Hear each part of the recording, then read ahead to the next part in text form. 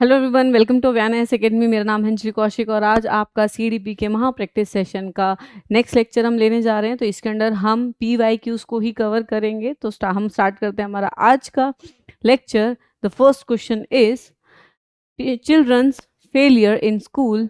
ठीक है, children's failure in school indicate what. ठीक है, सो हम स्टार्ट करेंगे विच से is basically first signifies that parents have not been able to support their children to learn.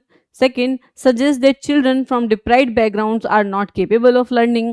The third one is indicates that school has not been able to cater the needs and interests of these children.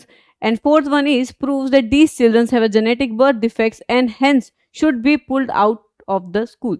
So answer को हम देख लेंगे. So here the answer is indicate that school has not been able to cater the needs and interest of the children for the obvious reasons.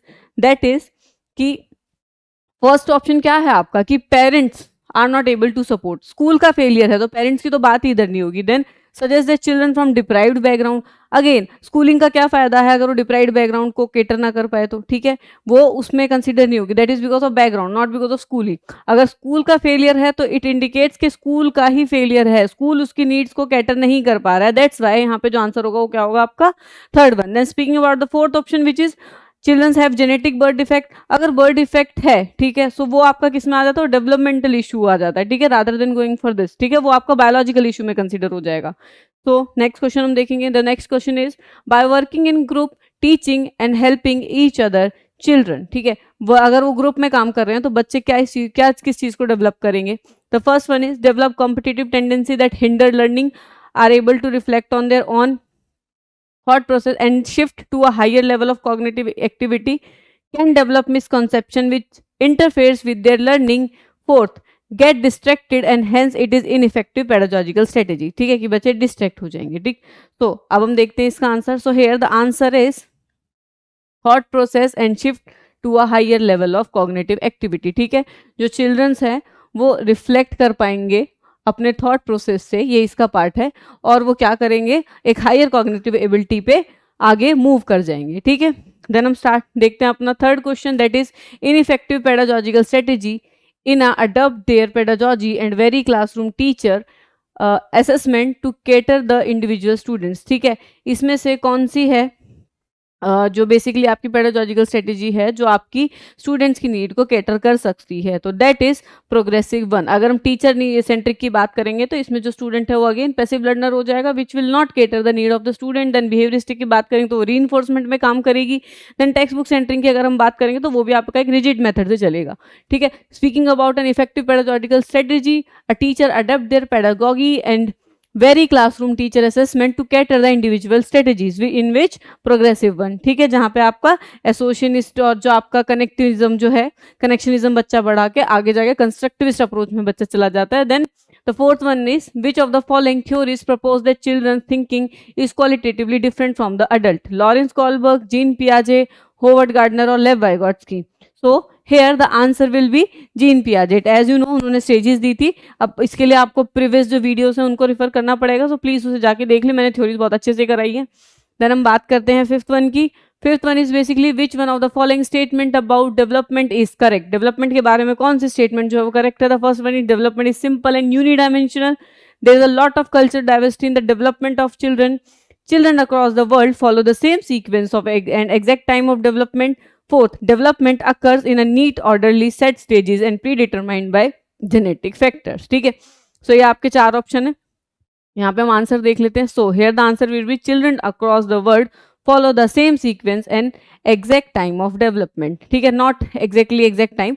इधर क्या होता है कि आपका जो बच्चा होता है वो किस तरीके से डेवलप करता है, ऑर्डर उसका सेम होता है. वो पहले खड़ा होना सीखेगा फिर वो चलना सीखेगा, तो ऑर्डर जो है वो सेम होता है. ठीक है, टाइमिंग अप्रोक्सीमेट सेम होती है, not exactly same. So here the answer will be this.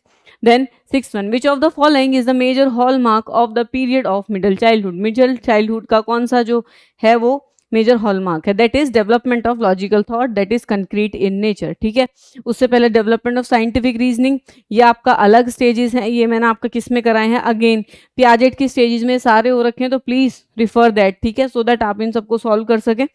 Then seventh one is school for children. School childrens के लिए क्या है, is a secondary agency of socialization, does not play role in socialization, plays a very little role, then is a primary agency. So primary agency में आपके, अगर इस answer को हम सॉल्व करेंगे, so primary agency में आपके घर आता है, ठीक है, बेसिकली होम आता है आपका, लिटिल रोल नो, ठीक है, लिटिल रोल नहीं, काफी अच्छा रोल प्ले करता है, does not play a role in socialization, करता है रोल प्ले, ठीक है, and is a secondary agency. So this one will be the right answer, क्योंकि वो सेकेंडरी रोल आपका प्ले करता है. स्कूल, आप एक बार वापस से मैं बोलना चाहूंगी, कॉम्प्रिहेंसिव कोर्स को अच्छे से देखकर फिर इन वीडियोस को आप सॉल्व करने आए, सो दैट आपको आंसर्स का पता चले, ठीक है. At which stage of Lawrence Kohlberg theory of moral development do individuals believe that actively maintaining the current social system ensure the positive relationship and social order? As you know, इधर आपकी किसकी बात हो रही है, social order की. So हम अब अपनी stages के options देखेंगे. The first one is the universal ethical principle orientation, the punishment and obedience orientation, the social order maintaining orientation, or instrumental purpose orientation. So here the answer will be social order maintaining orientation, क्योंकि यहाँ पे social order की बात हो रही है, social system की बात हो रही है. So here answer will be the social order maintaining orientation. जब हम बात करेंगे 9th वन की, during the period of childhood development, ठीक है, चाइल्डहुड डेवलपमेंट के टाइम पे जो डेवलपमेंट है इज ऑर्डरली एंड डिसजॉइंटेड, ठीक है, ऑर्डरली होती है लेकिन जॉइंट नहीं होती. Slow and can not be measured, ठीक है, स्लो होती है, मेजर नहीं कर पाते. Multi layered and complex, and the fourth one is consist only quantitative changes, सिर्फ क्वांटिटेटिव चेंजेस होते हैं, ठीक है. अब हम देखते हैं आज का answer, that is multi layered and complex. जब बच्चा चाइल्डहुड में होता है, चाइल्डहुड के टाइम पे क्या चल रहा होता है कि मेंटली भी वो डेवलप हो रहा होता है, बॉडीली भी बच्चा ग्रो कर रहा होता है, तो इट इज मल्टी लेयर्ड, हर तरीके से बच्चा जो है डेवलप कर रहा है. सिमिलरली कॉम्प्लेक्स भी है, क्योंकि कभी अगर आपकी 3-4 चीजें साथ में डेवलप होती है तो it will become automatically a complex thing. So here the answer will be this. Then the 10th one is zone of proximal development. Basically zone of proximal development क्या है?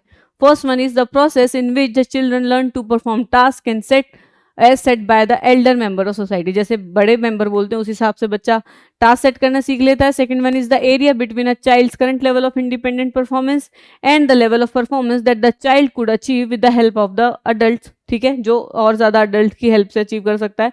A range of task that child should be able to do as per the age but can not, जो बच्चा नहीं कर पाता है as per the charge as but उसे करना चाहिए, तो वो वाला टास्क उसमें आता है. Then the process where two individuals who begin with different understanding arrive at a shared understanding, ठीक है. ये 4 आपके ऑप्शन है. अब हम आंसर्स की अगर हम इसकी बात करेंगे, so here the answer will be the area between child's current level, ठीक है, जो इंडिपेंडेंट से कर पा रहा है एंड जो वो दूसरे की हेल्प के थ्रू कर पा रहा है, तो वो आपका जोन ऑफ प्रॉक्सिमल डेवलपमेंट में आता है. वाइगॉट्स्की ने दिया था, वाइगॉट्स्की थ्योरी मैं आपको पीछे करा चुकी हूँ, ठीक है, बहुत अच्छे से करा चुकी हूँ डिटेल में आपका zone of proximal development. Please refer to the comprehensive course, उसमें आपको ज्यादा अच्छी तरीके से इन चीजों को समझ में आने की अंडरस्टैंडिंग मिलेगी. Then 11th one is according to Jean पियाजे चिल्ड्रन इनफॉर्मल ऑपरेशन स्टेज, ठीक है, इनफॉर्मल ऑपरेशन स्टेज पे बच्चे के पास क्या होता है? The first one is begin to engage in make and believe symbolic play, ये आपका, ठीक है. Then second one is are capable of hypothetico deductive reasoning, propositional thought basically बच्चे के पास आ जाता है. Then bound by the concentration and irreversibility of thought, इसमें क्या आता है आपका बेसिकली कंजर्वेशन वाला पॉइंट, ठीक है. Then can not conserve classify and seriate, तो ये दोनों तो आपके यहाँ पे हम कैंसिल ही कर देंगे क्योंकि ये बहुत छोटे हैं, ठीक है. सिंबॉलिक प्ले बहुत पहले आ जाता है. So are capable of hypothetico deductive reasoning, ठीक है. इस टाइम पे क्या आ जाता है बेसिकली बच्चे में, इनफॉर्मल टाइम पे हाइपोथेटिको डिडक्टिव रीजनिंग का थॉट उसका डेवलप हो जाता है, ठीक है. आगे हम देखेंगे in a progressive classroom assessment of learners during the process of teaching learning. Teaching learning के टाइम पे प्रोग्रेसिव क्लासरूम में क्या होता है? The first one is very important since it give insight into the children's understanding and help the teacher to reflect in their pedagogy, कि बच्चे क्या समझ रहा है कितना नहीं समझ रहा, उस हिसाब से बच्चे की पेडागोगी जो है उस पर रिफ्लेक्ट कर पाता है teacher. Second one is helpful नहीं है चिल्ड्रन की लर्निंग में, it is not all helpful in childrens learning. Then create a hindrance in the process of children learning, hindrance create कर देगा. और is helpful in identifying high low and non achievers, मतलब हम non achievers और उसके बाद parents को हम फीडबैक देंगे for the purpose of giving feedback. So here the answer will be the first one, जिसमें ये किस लिए इंपॉर्टेंट है असेसमेंट, सो दैट हम बच्चे की एक जो आपका लेवल है बच्चे को उसको समझा सके, मतलब खुद समझ सके, और जो टीचिंग में आपको डिफरेंसेस जो आपको चेंजेस लाने हैं, ठीक है, वो एज पर द बच्चे की नीड, जो भी आपके चाइल्ड की नीड है तो उनको हम ला सके. तो here the one will be the correct answer. Then the 15th question is, according to which theorist cultural tools play an important role in cognitive development? As you know, socio cultural tool की बात किसने की थी, मैंने पीछे theory कराई है, please answer this. So as per that answer will be the Lev Vygotsky. Lev Vygotsky ने सोशो कल्चरल रूल्स मतलब टूल्स पर काफी ज्यादा ध्यान दिया है. ठीक है, सोशो कल्चरल टूल पर जोन ऑफ प्रॉक्सिमल डेवलपमेंट लोगों के थ्रू आता है, सोसाइटी सिखाती है, कल्चर सिखाता है, तो that comes under the Lev वाइगोट्स्की theory. Then अगर हम बात करते हैं 16 की, that is an effective classroom strategy to reduce gender stereotype. क्या रिड्यूस करना है यहाँ पे, जेंडर स्टीरियोटाइप हमें रिड्यूस करना है, and broadening development possibility for all sexes. ठीक है, डेवलपमेंटल पॉसिबिलिटीज बढ़ानी है फॉर बोथ द सेक्सेस. तो इसके लिए हमें क्या क्या चीजें करनी पड़ेंगी. द फर्स्ट वन इज, इनमें से कौन सी करेक्ट है, the first one is forming mixed sex activity groups and promote discussion. ठीक है, मिक्स सेक्स एक्टिविटी ग्रुप बनाएंगे. ठीक है, जेंडर मतलब जेंडर मिक्स होंगे रूल जो आपके ग्रुप्स होंगे. Then second one is to ignore and dismiss biological difference among the sexes. Biological differences को इग्नोर ही कर देंगे. Then third one is to reinforce gender roles and portrayed in the society. ठीक है, कि जो जेंडर रोल्स है society के, उस हिसाब से ही हम उन चीज़ों को पोर्ट्रे करें क्लास में. Then forming groupings. ठीक है, अब यहाँ पे अगर हम देखें तो first one will be the answer. ठीक है, why first one will be the answer, mix sex activity group बनाए हैं. ठीक है, सो किसी को डिस्क्रिमिनेशन नहीं होगा. सो इधर ये वाला विल बी द मतलब first one will be the correct answer, forming mix sex activity groups and promote discussion, जिसमें हम डिस्कशन को प्रमोट करेंगे. अगर हम इग्नोर कर देंगे डिसमिस, तो मतलब डिसमिस कर देंगे बायोलॉजिकल डिफरेंसेस को दोनों सेक्सेस में, तो वो भी गलत है. देन जेंडर रोल्स को अगर हम प्रमोट करेंगे तो anyhow we will do what, gender stereotyping और ज्यादा इंक्रीज कर देंगे. And forming grouping based on gender. ठीक है, बेस्ड ऑन जेंडर, अगर जेंडर के हिसाब से हम ग्रुपिंग्स बना देंगे तो वो भी गलत है. ठीक है, ग्रुप्स बनाने से कुछ नहीं होगा, वो अगेन एक डिस्क्रिमिनेशन का पॉइंट आपको मिल जाएगा. Then multilingualism is a classroom needs in a classroom needs to be understood by the teacher. अब जो मल्टीलिंगुअलिज्म है, वो मल्टीलिंगुअलिज्म जो है बेसिकली, उसको एक टीचर क्लासरूम में कैसे कंसीडर करे. A systematic issue, a asset and resource, hindrance और अ प्रॉब्लम. सो यहाँ पे आंसर होगा a systematic issue which can be resolve by catering the needs of the student. So here it will be the systematic issue. Then child center classroom की अगर हम बात करेंगे, इसमें क्या होगा, द टीचर इज फ्लेक्सिबल. तो चाइल्ड सेंटर क्लासरूम में टीचर कैसी होगी, the first one is the teacher is flexible and caters to the need of individual children. ठीक है, बच्चों की नीड को देखेगी. Then the second is text book को यूज करेगी चिल्ड्रन और बच्चों की नीड को इग्नोर करेगी. Then the teacher segregate children को उनकी एबिलिटी के हिसाब से ग्रुप्स बना देगी. Teacher segregate the children based on their abilities. Then the teacher use reward punishment to direct childrens behaviour. ठीक है, रिवॉर्ड पनिशमेंट का यूज करेगी. सो here the answer will be the first one. Teacher जो है flexible होगी, बच्चे की needs और इंडिविजुअल चिल्ड्रंस की जो नीड्स होंगी उसके हिसाब से बच्चों को पढ़ाएगी ना progressive classroom. that's why it is one of the best kind of classroom जिसमें हम चाइल्ड सेंटर्ड होते हैं, जिसमें हम प्रोग्रेसिव एजुकेशन बच्चों को प्रोवाइड करते हैं. ठीक है, देन अगर हम बात करते हैं आपकी टेक्स्ट बुक की, तो ये आपकी टेक्स्ट बुक सेंट्रिक हो जाएगी जो आपकी रिजिड होती है. ठीक है, तो ये नहीं हो सकता. देन टीचर सेग्रीगेट कर देगी चिल्ड्रन को एबिलिटीज में, नहीं. देन द टीचर वो उससे आपकी डिस्क्रिमिनेशन बढ़ जाएगी इस वाले से. ठीक है, एबिलिटीज की वजह से. Then the teacher use reward and punishment to direct the children. Reward punishment is basically behaviourist. ठीक है, तो ये भी नहीं होगा आंसर.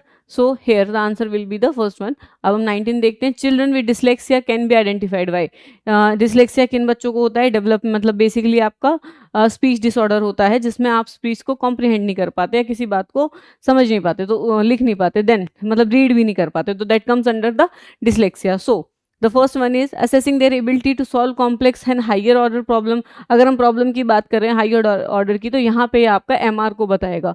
सिंस मैंने finding out their social and cultural context, ये आपका किसको बताएगा, सोशो कल्चर कंटेक्स्ट के हिसाब से. तो एक कल्चर की वजह से जो बच्चा इंटेलेक्चुअली पीछे है, ठीक है, उसको बताएगा. Then through a physical health checkup, ये तो आपके बायोलॉजिकल से रिलेटेड है. Then analysing their reading and writing skills. So this one will be the answer कि अगर बच्चे की रीडिंग और राइटिंग स्किल्स जो है वो सही नहीं है, ठीक है, उसके थ्रू हम किसका पता चला सकते हैं, डिसलेक्सिया का. किसका, डिसलेक्सिया का. So the 20th one is which of the following is not a suitable learning material for student who are partially sighted. partially sighted है, ठीक है, proper sighted नहीं है. So इसके अंदर क्या है, the first one is small print worksheets, then large print books, then 3D maps and charts, then talking books, felt built in board, अब ये क्या है, ये तो आपके यूज ही इसके लिए होते हैं, तो ये दोनों तो आपके आंसर यहीं पे आप कैंसिल आउट कर दोगे, ठीक है, ये आपके यूज ही इसीलिए होते हैं। नॉट सूटेबल है, large print books can be suitable, partially sighted है। देन अगर हम बात करें स्मॉल प्रिंट वर्कशीट, सो ये सूटेबल नहीं है, so here the answer will be the first one. फिर हम चलते हैं अपने नेक्स्ट पे, that is the underlying belief behind inclusive education. Inclusive education क्यों लाया गया था, क्या उसका बिलीफ है? The philosophy that children have right to get equal education in a regular school. Then second, segregation of children basis of their ability and provisioning the vocational training accordingly, vocational training दी जाए। then diagnosing and labeling the children on their handicaps and for identification of their limitations वगैरह के identify किए जाए जो handicap student है उनमें। then provisioning the special education institution for children with a different handicaps, ठीक है, वो चिल्ड्रंस जिनके साथ डिफरेंटली हैंडीकैप्ड है उनके लिए अलग अलग स्कूल बनाए जाए। नहीं, इंक्लूसिव एजुकेशन का मतलब है कि all childrens have a right to get equal education in a regular school, ठीक है, हर बच्चे को एक राइट है किसका, एजुकेशन का। इंक्लूसिव एजुकेशन का मतलब होता है सबको साथ लाके, ठीक है, एक एम्बिट में हम सब पढ़े, तो वो आपका किस में आता है, इंक्लूसिव एजुकेशन में। अगर आपका ये वाला बात करी जाए डिफरेंट एबिलिटीज वाला, तो it will come under the special education. Speaking about the ये वाला तो वोकेशनल ट्रेनिंग वाला, तो it will come under the vocational school और vocational training. Then diagnostic labelling की अगर हम बात करेंगे तो that will come under the assessment and में मतलब बेसिकली इवेल्युएटिंग, और उसकी वजह से डिस्क्रिमिनेशन भी बढ़ेगा कि अगर हम हैंडीकैप्स को आइडेंटिफाई करेंगे, उनकी लिमिट्स को, और वो उनको दिखाएंगे, तो it is not a good thing, so it is something negative, so here the answer will be the first one, ठीक है। अब हम बात करते हैं नेक्स्ट क्वेश्चन की, that is needs of gifted and creative children can be address by. Gifted और creative children की नीड्स को हम कैसे एड्रेस कर सकते हैं? एडमिनिस्ट्रेटिंग मेमोरी बेस्ड टेस्ट लगा के, then giving challenges and activity to prevent boredom, उनको बोर्डम थोड़ा खत्म करने के लिए हम चैलेंजिंग एक्टिविटीज देंगे, गिफ्टेड चिल्ड्रंस है वो। Giving question that require convergent thinking, providing specific instruction to solve the problem, उन्हें अलग से हम इंस्ट्रक्शंस देंगे, तो here the answer will be the giving challenging task and activities to prevent the boredom, ठीक है। गिफ्टेड और क्रिएटिव चिल्ड्रन है, राइट, ठीक है, गिफ्टेड और क्रिएटिव चिल्ड्रंस है, ये बच्चों के पास थोड़ा स्पेशल होता है, नॉर्मल से थोड़े से अबोव होते हैं, ठीक है, जो नॉर्मल आपका एक जनता है, जो नॉर्मल बच्चे की एक एवरेज आईक्यू है उससे थोड़ा सा अबोव होते हैं, तो इसके अंदर हम इन्हें चैलेंजिंग टास्क देंगे, बिकॉज अगर उन्हें हम नॉर्मल टास्क देंगे तो वो क्या हो जाएंगे, वो बोर हो जाएंगे। Then speaking about the convergent की जहां हम बात करें, convergent is normal thinking, if you talk about the creative it should always be divergent thinking, so here this one will be the wrong. Then for specific education to solve problem, they don't need it that much, ठीक है, वो थोड़ा वो नीचे नहीं है, वो average IQ से नीचे नहीं है, वो ऊपर है, सो उन्हें चैलेंजिंग टास्क हम देंगे। Administering memory based test doesn't matter, वो आपका मेमोरी के अंदर आता है, ठीक है। Then 23rd, which of the following is not an effective strategy to address learner from disadvantaged and deprived group? जो deprived group वाले बच्चे हैं उनको हम किस तरीके से एड्रेस करेंगे और कौन सा उसमें इफेक्टिव नहीं होगा? कोलैबोरेटिव ग्रुप बनाएंगे to work activities and encourage student to support each other, ठीक है, ये हम करेंगे। Then talk to the learners और अंडरस्टैंड, मतलब बच्चों से बात करके उनकी नीड्स को अंडरस्टैंड करेंगे, उनके चैलेंजेस जो वो फेस करें उनको कैटर करेंगे, सो यस ये भी हम करेंगे। Then asking the learner to enrol for tuition, हम बोल देंगे कि बाहर से ट्यूशन के लिए इनरोल कर लो outside the school, so that teacher does not have to pay much attention, सो टीचर को उसे अटेंशन ना देनी पड़े, आप अपना बाहर स्कूल लगा लो, देन मतलब ट्यूशन लगा लो। Then motivate the student to set moderately challenge goal and provide appropriate instruction support, ठीक है, तो ये भी हम करेंगे क्या कि बच्चों को मोटिवेट करेंगे, इंस्ट्रक्शन सपोर्ट देंगे जितना उन्हें नीड होगी, सो ये तीनों चीज़ें जो है वो हम करेंगे।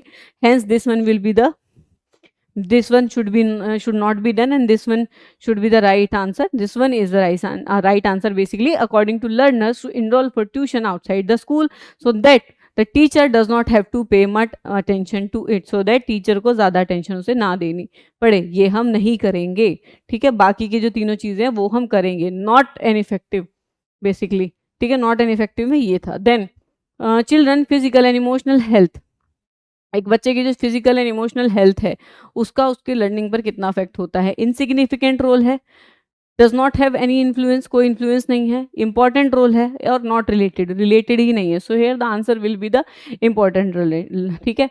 एक बच्चे की फिजिकल इमोशनल हेल्थ कैसी है, इवन उसकी मेंटल हेल्थ कैसी है, वो भी उसकी लर्निंग को अफेक्ट करेगी, so here the answer will be the आपका third one. Then which one of the following is example of effective motivational strategy encourage student to learn, इसमें कौन सी एक ऐसी इफेक्टिव मोटिवेशनल एनर्जी मतलब स्ट्रेटेजी है जो स्टूडेंट्स को लर्न करने के लिए इंकरेज करेगी। The first one is a lot of opportunities in competition हम कर देंगे प्रोवाइड। देन स्कैफोल्डिंग देंगे, स्पेशली जब स्टूडेंट नई स्किल्स जब सीख रहा है तो उसे स्कैफोल्डिंग देंगे। Scaffolding again go and refer the Vygotsky की थ्योरी जो आपका कॉम्प्रिहेंसिव कोर्स में आपका कराया हुआ है, पियाजे, कोलबर्ग एंड वाइगॉट्स्की, तीनों थ्योरी साथ में कराएंगे मैंने।